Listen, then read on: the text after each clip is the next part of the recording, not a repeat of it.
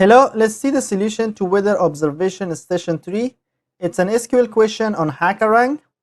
Query a list of city names from a station for cities that have even ID numbers.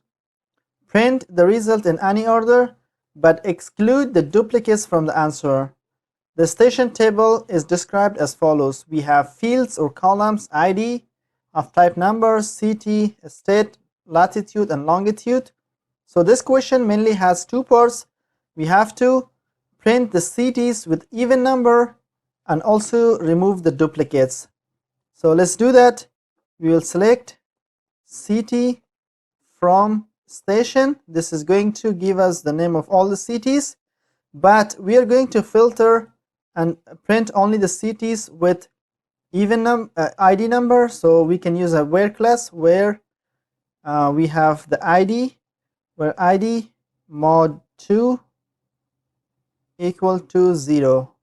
And also we have to remove the duplicates. To remove duplicates, we can use the distinct function on city name. So distinct, this is going to remove all the duplicates and only print or include the distinct city names. So let's run the code and let's submit it.